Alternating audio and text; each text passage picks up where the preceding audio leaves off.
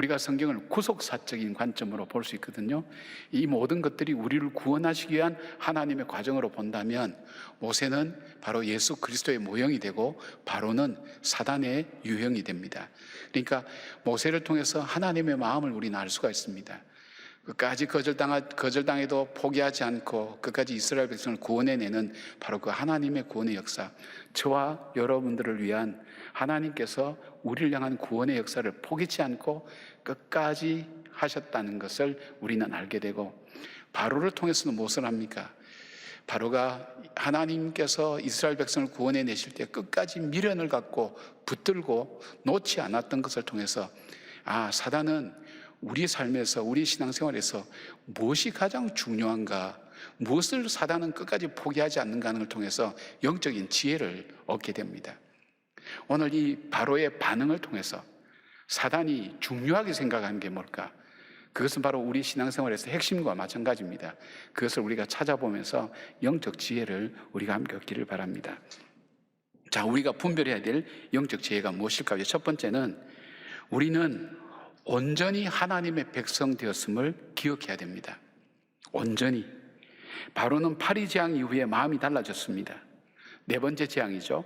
예수님께서 마귀를 바알세불이라고 하셨는데 바알세불의 뜻은 파리들의 왕이라는 뜻입니다. 파리의 신은 당시에 인간의 운명을 주관하는 신으로 믿었습니다.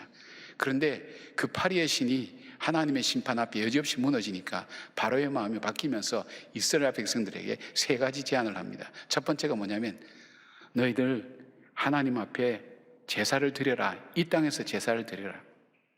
조금 더 양보합니다. 나가도 괜찮다. 어느 정도까지 나가라. 그러나 멀리 가지는 마라.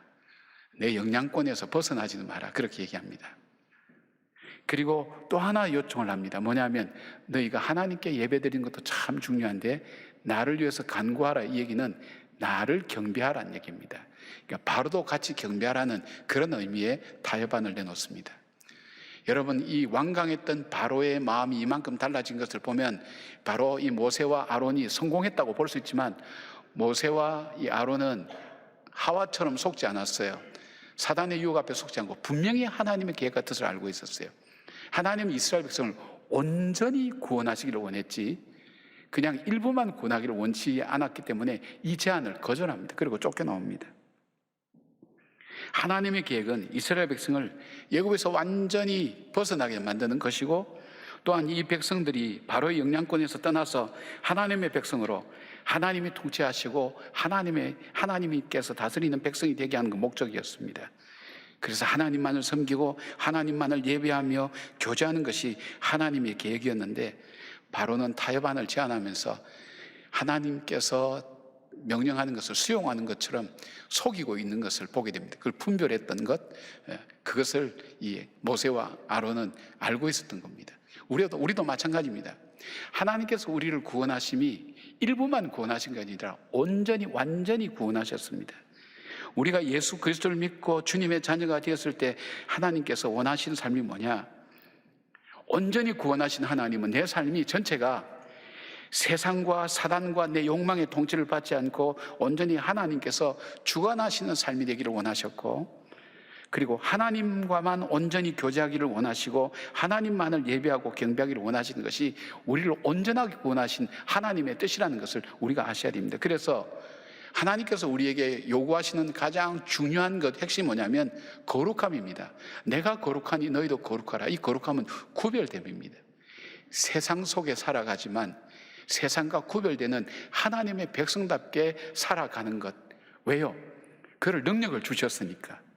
우리를 온전히 구원하셨으니까, 그를 능력을 주시고 하나님께서 그렇게 하신다고 약속하셨으니까 우리가 하나님의 백성답게 살아가는 것, 바로 그것을 하나님은 우리에게 원하시는 겁니다.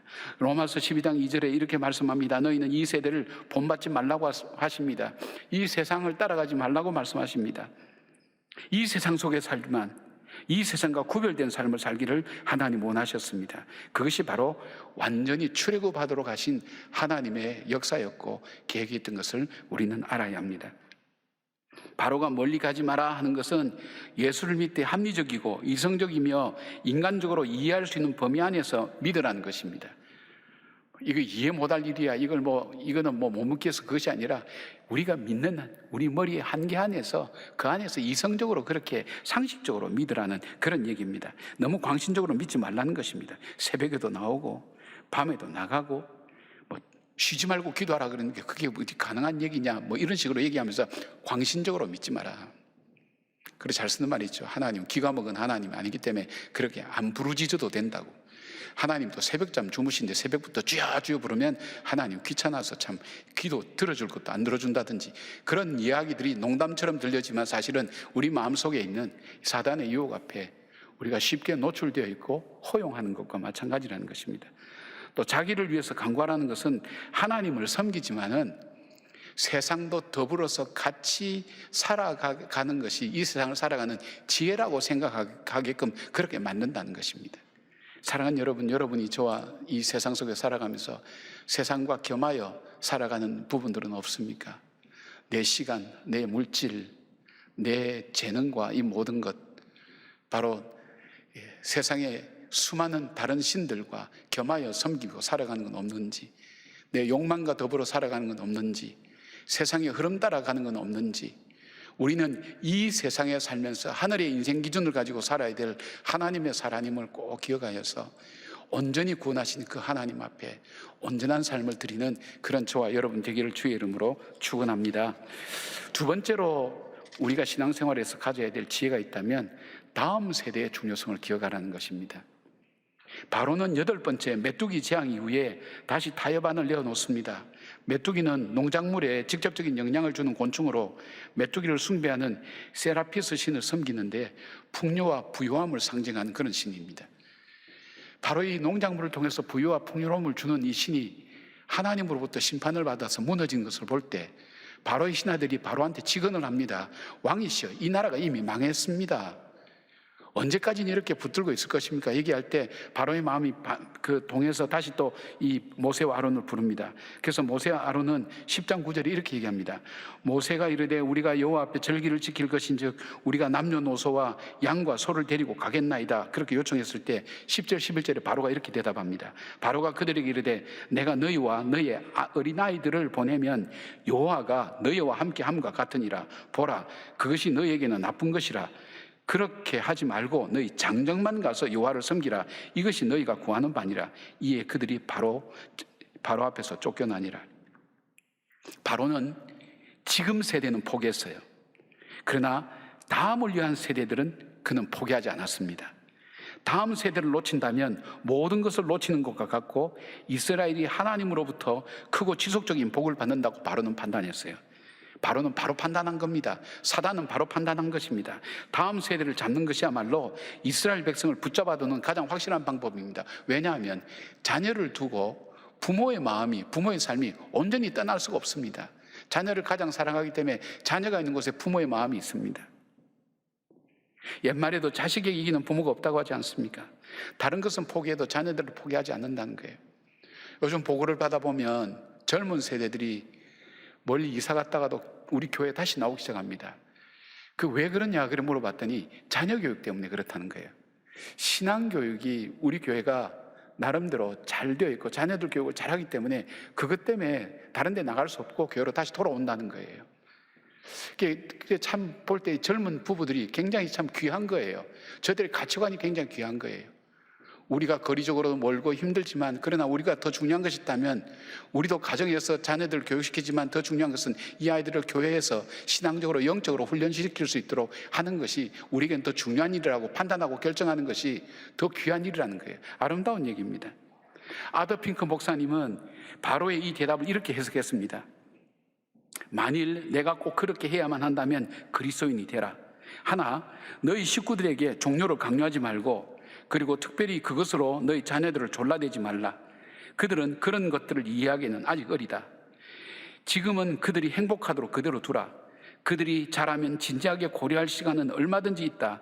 만일 내가 오늘 그들에게 영적인 것들을 조른다면 그들로 실정을 느끼게 하여 그들을 불신앙으로 끌고 갈 것이다. 그렇게 우리에게 생각을 갖게 하면서 사단은 우리로 하여금 다음 세대에 대해서 관심을 갖지 못하도록 심지어는 자기 자녀들에게까지도 이야기하지 못하도록 우리를 설득하고 유혹한다는 것입니다. 하나님께서는 우리 자녀들을 부모들과 가정에 위탁해 주셨습니다. 지혜자는 잠언 22장 6절에 마땅히 행할 길을 아이들에게 가르치라고 그렇게 말씀합니다. 여러분은 자녀들에게 마땅히 행할 것을 가르치고 계시다고 믿습니까? 상담을 해보면 많은 경우에 부모가 가르친 대로 살았다가 실패해서 아파하는 자녀들이 상당수가 있다는 것을 안다면, 부모는 진심으로 위해서 해주지만 그러나 현실적으로는 자녀를 위하고 진짜 가르쳐 줄 것을 가르치지 않는다는 거예요. 우리가 정말 자녀들에게 마땅히 행할 것을 가르쳐 주는가? 한번 생각해 보셔야 돼요. 성경은 이렇게 말씀하세요. 마땅히 가르쳐야 될 것을 가르치라는 것. 그게 뭘까요? 우리 하나님이 나의 주인이 되고, 나의 주인이 너의 주인이 되고, 그 하나님 뜻 안에서 살아갈 때 시냇가의 신균 나무처럼 시절을 쫓아 과실을 맺고 복을 받고 형통한 삶을 살 수 있다는 걸 가르쳐 주셔야 됩니다. 하나님의 존재를 가르쳐 주고, 하나님께서 어떻게 우리에게 행하셨는지, 우리에게 베푸신 은혜가 뭔지를 그들에게 바로 가르쳐 줘야 된다는 것입니다. 유대인들이 수천 년 동안 나라가 없이 떠돌아다니다가도 회복될 수 있었던 것이 특히 그들의 정체성을 잃지 않았고, 그것은 특별한 교육에 있었다고 그렇게 사람들이 얘기합니다. 유대인들은 전통적으로 토라 교육을 엄격하게 했습니다. 그들의 자녀가 5살이 되면 토라 교육을 시작합니다.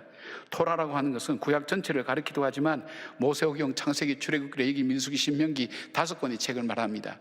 여러분, 이 5권의 책 중에, 성경 맨 앞에 나온 5권의 책 중에 우리의 늪과 같은 성경책이 하나 있어요. 빠지면 못 나오는 책이 있어요. 거기서 항상 앞에까지는 줄이 쳐져 있다가 거기서 다 하얘지기 시작하는 책이 있어요. 매년 읽다가 거기서 빠져요. 그게 레위기입니다.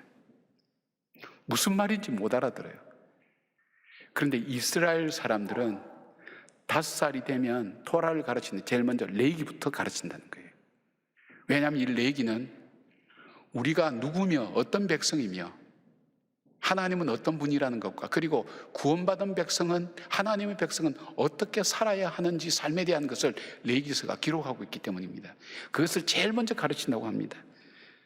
에베소서 6장 4절에는 그렇게 말씀합니다. 주의 교연과 훈계로 양육하라고 말씀합니다. 하나님의 계명을 담은 신명기 6장 4절부터 9절까지는 쉐마적 들으라. 이 말씀을 통해서 그들이 가나안 땅에 들어가서도 어디에서도 하나님 말씀 가르치기를 잊지 말라고 그렇게 얘기합니다. 이스라엘이 가나안 땅에 들어가서 이 계명을 가르치기를 게을리하게 되었을 때 혼란과 혼돈의 사사시대가 도래했음을 사사기 2장 10절은 이렇게 말씀합니다. 그 세대의 사람도 다 그 조상들에게 돌아갔고 그 후에 일어난 다른 세대는 여호와를 알지 못하며 여호와께서 이스라엘 위하여 행하신 일도 알지 못하였더라. 그래서 다음 세대가 다른 세대가 된 거예요. 다음 세대와 다른 세대는 다른 거예요. 여러분 자녀들이 다음 세대라고 생각하실 수 있지만 전혀 다른 세대가 될 수 있다는 것을 기억하셔야 됩니다. 사단이 바라본 이스라엘 백성의 축복은 다음 세대와 함께 하나님을 예배하는 것, 사단이 정말 보고 싶지 않은 장면인 그 얘기를 하는 겁니다. 이런 부모님들이 있어요. 우리 자녀들은 내가 신앙을 깨닫기 전에 이미 다 커버려서 머리가 커서 얘기해도 안 듣습니다. 그리고 아이들이 컸기 때문에 잘못 얘기하면 그 아이들이 빗나갈까봐, 오히려 교회에서 멀어질까봐 더 걱정돼서 얘기를 못하고 있습니다 하는 분 고민하고 있을 거예요. 그렇다면 여러분, 이제는 우리가 그 교육이, 말로서 가르치는 그 교육이 늦어졌다면 여러분의 삶을 통해서 그 자녀들에게 보여줘야 됩니다.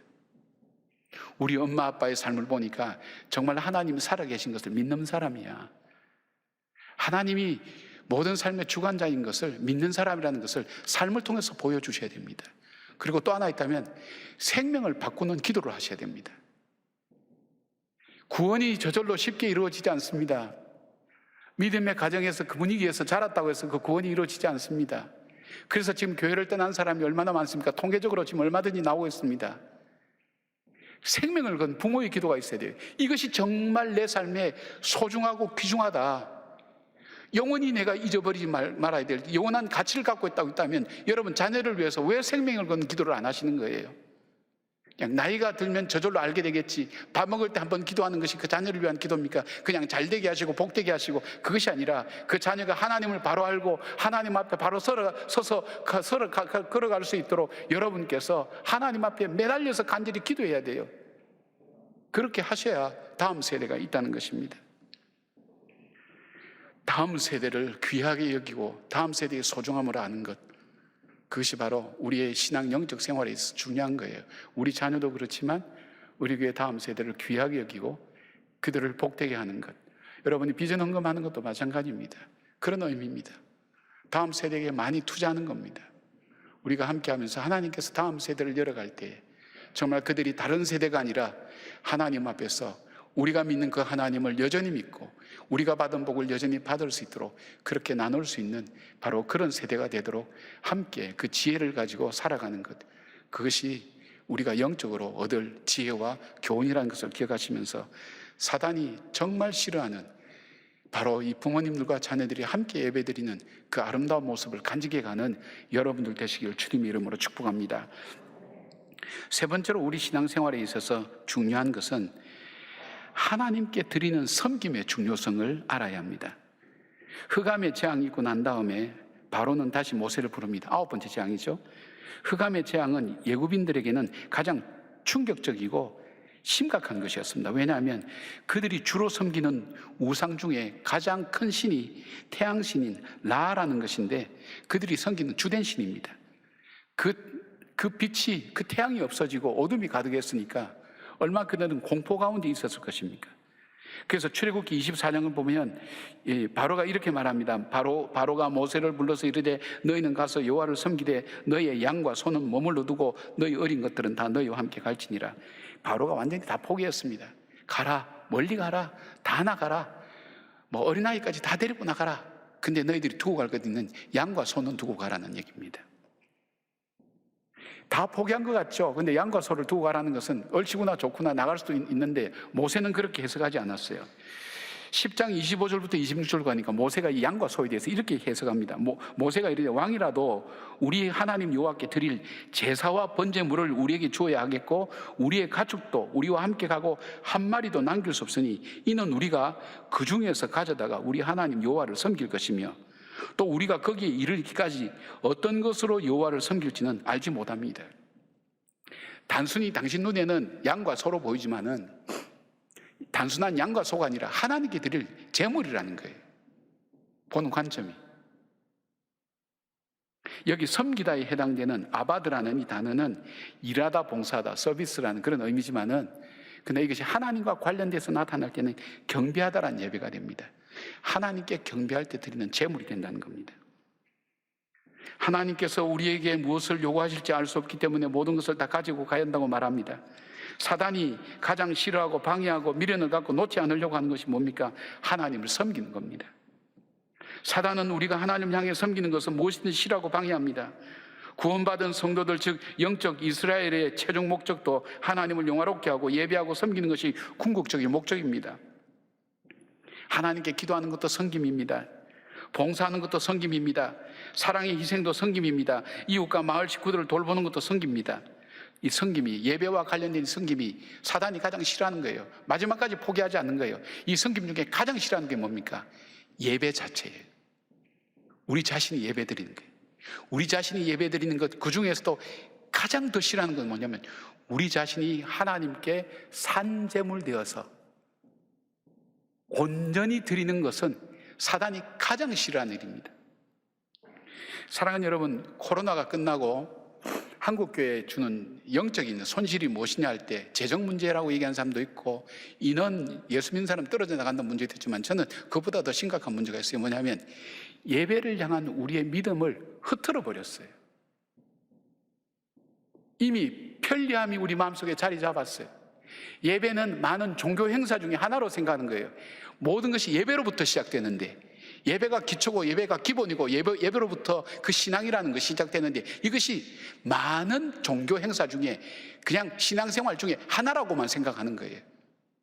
그렇게 받아들이게 되면서 하나님으로부터 멀어집니다. 세상과 가까워집니다. 바로 마음의 심령이 병들어가면서 이 교회가 영적으로 타격을 받고 어려움을 겪게 되는 겁니다. 로마서 12장 1절 보니까 이렇게 말씀되어 있습니다. 그러므로 형제들아 내가 하나님의 오던 자비하심으로 너희를 권하노니 너희 몸을 하나님이 기뻐하시는 거룩한 산제물로 드리라. 이는 너희가 드릴 영적 예배니라. 우리 자신이 산제물 되는 거예요. 그러니까 우리 자신이라 할 때는 뭘까요? 우리가 가지고 있는 재능, 우리가 속한 것, 우리가 할 수 있는 것, 이 모든 것 다 포함되는 거예요. 이것을 가지고 뭐예요? 하나님을 바라보며 섬기는 것. 우리가 가정에서도 마찬가지죠. 하나님께 하듯 가족들에게, 하나님께 하듯 이웃들에게 사랑하며 대할 때 사탄은 그걸 너무너무 싫어하는 거예요. 못 견뎌하는 거예요. 포기하지 않는 거예요. 한나는 가장 소중히 여기는 아들 사무엘을 바침으로 하나님께 경배드렸습니다. 아브라함은 자신이 가장 소중히 여기는 아들 이삭을 제물로 경배드렸습니다. 하나님께서 귀하게 보시고 축복하신 이유가 어디 있습니까? 하나님께 가장 귀한 것으로 제물 삼아 예배드렸기 때문입니다. 예배는 하나님의 백성의 축복이면서 사단이 가장 싫어하고 포기하는 것입니다. 여러분이 지금 이 자리에 앉아서 예배드리고 하나님께 올려드리는 이것이 얼만큼 사단이 싫어하는 일인지 모릅니다. 여러분이 성전 예배에 와서 기도하는 것 얼마나 싫어하는지 모릅니다. 예배를 위해서 금식하는 것 너무너무 싫어합니다. 여러분이 사랑의 선물 기쁨 남은 상들을 통해서 예수님의 이름으로 부활을 기뻐함으로 함께 나누는 것 너무너무 싫어합니다. 방해가 심각합니다. 여러분, 끝까지 우리 마음속에 우리를 붙들고 놓지 않는 것이 하나님께 경배하고 예배드리는 것, 그것을 우리에게 포기치 않는다는 것을 보여주고 있는 것입니다. 하나님을 믿는 우리가 가장 해야 될 기본적이고 가장 중요한 것은 하나님을 경배하고 예배하는 것입니다. 고린도전서 10장 31절에 그런즉 너희가 먹든지 마시든지 무엇을 하든지 다 하나님의 영광을 위하여 하라고 했습니다. 여러분, 사단이 정말 미련을 갖고 포기하지 않는 것이 우리의 삶에는 거꾸로 중요한 것이 되는 거예요. 하나님께 예배하는 것이 가장 우리 삶에 중요하고, 그 다음에 뭡니까? 다음 세대를 귀중히 여기는 것, 그들에게 교육하고 가르치는 것, 그 다음에 뭘까요? 광신적으로 믿지 않는 것, 이성적이고. 여러분, 내 머리로 이해되면 예수를 왜 믿어요? 내 머리가 이해가 되는데, 내 머리 수준밖에 안 되는데. 믿음이라는 것은 내가 이해돼서 믿는 게 아니에요. 믿을 때 이해되는 거예요. 그 믿음이 얼만큼 우리에게 소중한가 하는 것을 우리에게 말씀하고 있습니다. 이제는 우리의 일상 속에서 하나님이 나의 삶의 주인이 되시고 온전히 구원해 주신 그 하나님의 백성답게 살아가는 것, 그것이 하나님께서 우리에게 원하시고 기뻐하시는, 우리에게 요구하시는 하나님의 삶이고, 그렇게 살려고 기도할 때 성령께서 우리를 도와주신다고 약속해 주셨습니다. 어느 때보다도 신앙생활하기 어려운 시대를 살아가고 있습니다. 그러기에 우리는 신앙생활에 진짜 가치 있는 것이 무엇인지를 찾아야 됩니다. 주변에 달려있는 여러 가지를 보는 것보다 정말 내가 붙잡아야 될 핵심이 무엇인가? 하나님 오늘 10가지 재앙을 통해서, 바로의 반응을 통해서 우리에게 사단이 우리로 하여금 끝까지 놓지 않으려고 하는 것이 무엇인가를 우리가 알 수 있는 지혜를 얻을 수가 있습니다. 세상과 겸하여 살아가는 것, 믿을 수 있는 만큼만 믿는 것, 내가 아는 만큼만 믿는 것, 이해가 될 만한 이성적으로 믿는 것, 더 이상 나가려고 하지 않는 것, 그리고 다음 세대를 포기하는 것, 나만 잘 살면 된다고 생각하는 것, 다음 세대는 그냥 잘못 얘기해봐야 애들한테 돌아온 건 없고 관계만 상한다고 생각하기 때문에 말씀 안 하고 계시죠. 그러니까 생명을 바꾸는 기도를 시작하셔야 된다니까요. 그리고 무엇보다도 하나님께 예배하는 것, 이걸 너무너무 싫어한다는 것 여러분 알고 계셔야 됩니다. 그 예배 드릴 때 얼마나 힘들고 어려운가, 영적인 저항감을 느껴보신 분들은 아실 겁니다. 하나님께 경배할 때, 내가 가진 재능을 가지고 섬길 때, 하나님 내게 주신 것으로 바로 주님의 이름을 위하여 주께 영광 돌릴 때, 그것이 우리가 해야 될 일상에 있어서 하나님의 사람으로 살아가는 삶의 모습인 것입니다. 주님이 오늘도 저와 여러분에게 요청하는 것이 있습니다. 거룩함입니다. 내가 거룩하니 너희도 거룩하라. 바로 이 세상과 구별되는 삶, 이 땅에 살지만 천국 시민의 인생 기준을 가지고 우리의 삶을, 세상을 보는 눈을 달리하고 세상을 살아가는 길을 달리하며 우리가 하나님을 향해 달려가는 믿음의 사람 되시기를 주님의 이름으로 축원합니다. 아멘.